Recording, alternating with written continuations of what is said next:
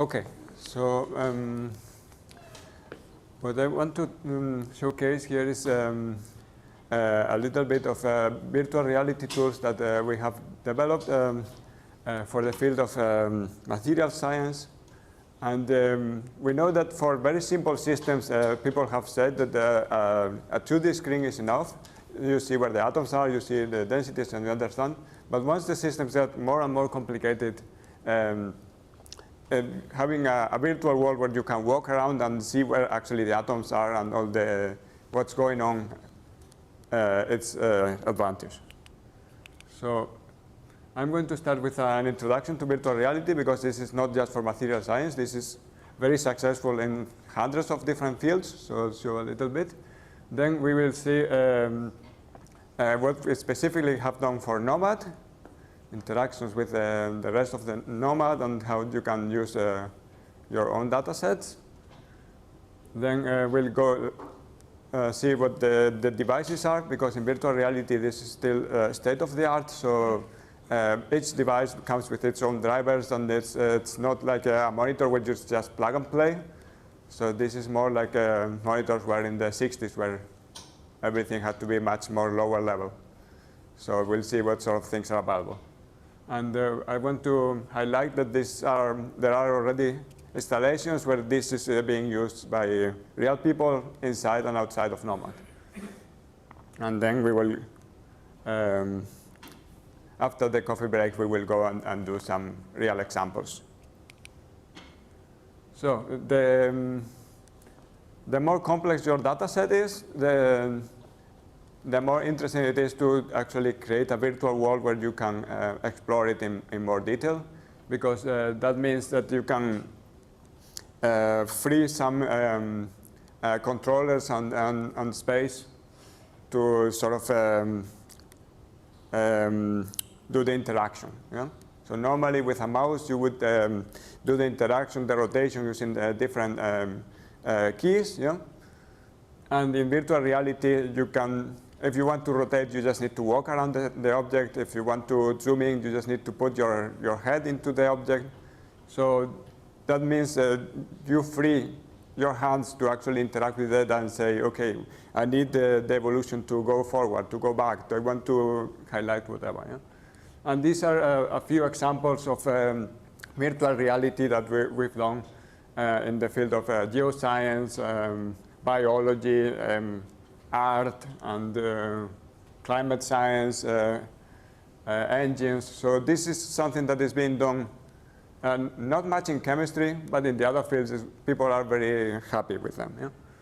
And these are the example installations that we have. So from really expensive, like room size, €1 million installations, down to phone-based, 200 euros. So depending on your budget, you can get something for you. Yeah? So in Nomad itself, we have crystal structures from the encyclopedia. So the very simple crystals with 2 atoms, probably you see in the monitor, it's good enough. But once you get a very complex structure with hundreds of different atoms, it makes sense to actually go in there. And it's the same, like many of you have built these stick models in real space to actually be able to see where things are. And it's nice, but it takes time. And if it gets more and more complicated, it gets heavy. Yeah? And in virtual reality, you can get that for free. And you just put on the helmet, and then you have the structure around you. Yeah? Then people have, we're quite happy to see molecular dynamics. We'll see an example of zetosine moving around and in water. For Fermi surfaces, this is quite a simple Fermi surfaces in silver. But as you get more platinum and more complicated metals, your Fermi surface is going to get more and more complicated. So having it in front of you, like 1 meter surface floating in front of you, it makes it easier for you to understand the shape. Yeah? Then electron density simulations are also quite important. So we also have, this is the same example that was talked about in the previous presentation, and depending on what you want to do with it, different views give you more information on what you want to do. Yeah?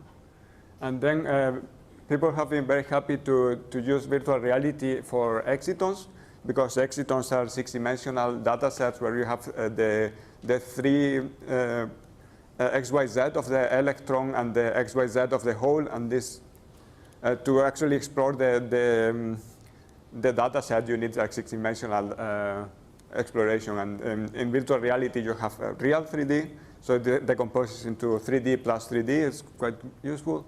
In a 2D monitor, sometimes it's a bit complicated to actually explore the data set.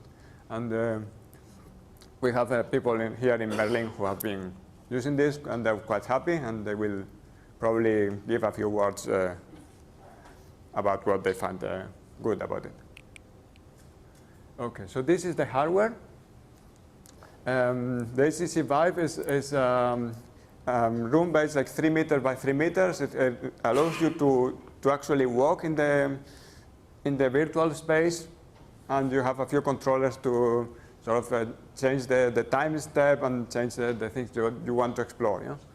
But the simple interaction is taken care of by the virtual reality, so that frees your brain a little bit. Then we have GRVR. That's like good quality glasses, and sort of 200 euros, some sort of cheap device for when you don't have a real tracking of your movements, just the rotation. But if you don't have the budget for a Vive, it's good enough to have a quick look at the system. Yeah? Then cardboard is the cheapest system, about 5-7 euros, something like that. Lower quality glasses, but yeah, if you don't have if you only have a spare budget, then it's good enough to have a quick introduction to what virtual reality is. And then in Garching, we have a cave, which is actually a room where all the screens are, all the walls and ceiling and floor are screens. So you have a virtual world where you actually feel inside the world, and you can walk in this 3-meter space. So different technologies, different price points, depending on what you want to do. So we started by doing viewers for different chemical systems to see how to do the interaction, what works better, so have the end users see what they need and try to implement something specific for these chemical systems, so that they could actually use it in their work, and we could have a view of what was needed. Yeah? Then we tried the electron-hole interactions in lithium fluoride, which is a system that has been studied for 30 years, so people could actually compare against the things that were done before. And we sort of created a specific interaction paradigm for it. And then with all the lesson learned, we did a general viewer which can get the data, like the thousands of crystals from the encyclopedia, or the millions of chemical systems that people are actually working on. Yeah? So that you can use it on your own data sets. So the three main inputs for our system is either a direct download from the Nomad encyclopedia. That's the easiest. You choose your system and say, OK, I want to see this in virtual reality. And then it's already pre-configured through the Nomad website. Then many people are using extended XYZ files to do molecular dynamics. So if you have that, you just need to tell the program, this is the molecular dynamics that I want to visualize. And then if you have electron density, in the future, this electron density is volumetric, so it's very expensive. In the future, probably the graphics card will be able to do that in real time 100 times per second, which is needed for virtual reality. But currently, there's a limitation of the hardware. So we need to preprocess and simplify, which is the same system that video games are using to be able to actually show a big virtual world in real time. So there's a lot of preprocessing that needs to be done. And we are choosing the basis of surfaces and simplifying it so that it can be done, can be visualized in virtual reality in real time. So we have a few places where this is being used in day-to-day. Within Nomad, we have here the physics department of the Humboldt University, and they're exploring different exciton systems. And in Garching, where I come from, I also have one node where we have the room size devices, and we're showing it around for the the universities that are nearby in Munich. There's a lot of movement, and we offer it to the universities. Then outside of Nomad, we also have 4 places. Shell India was quite happy with our systems, and they are using it in outreach and to show chemical systems to CEOs, and they've been working with us for a few months.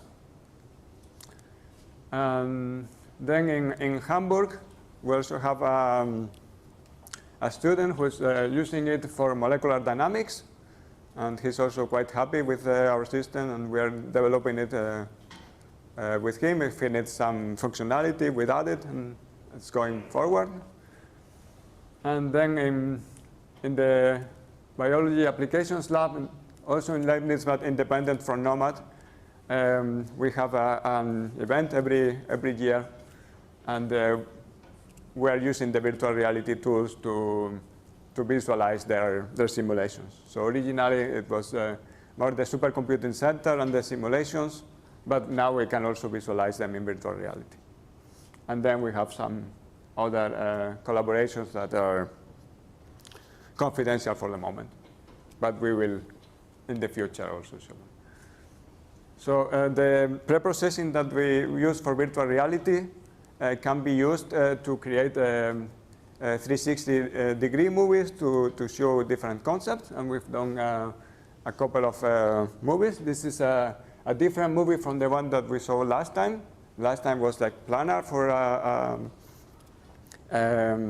a cinema-like experience.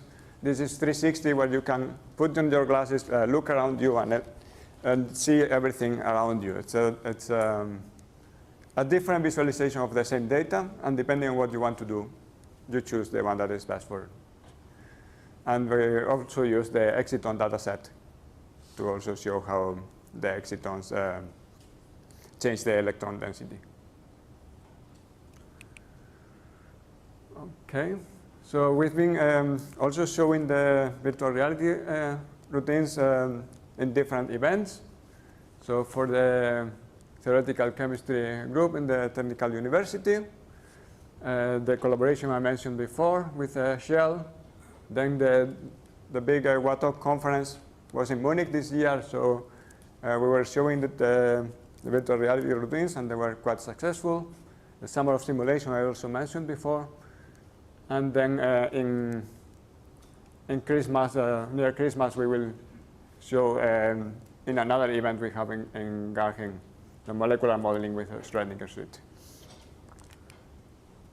So this is the sort of things that I will show after the coffee break. We have the excitons, we have some molecular dynamics, we have some crystal structures, and I will show, so we only have one Vive, so that's for one person, and then we have a few Google Cardboards that we will show around, and you can also see in the screen what the other people in virtual reality is doing. So I'm going to stop here and hear your questions, and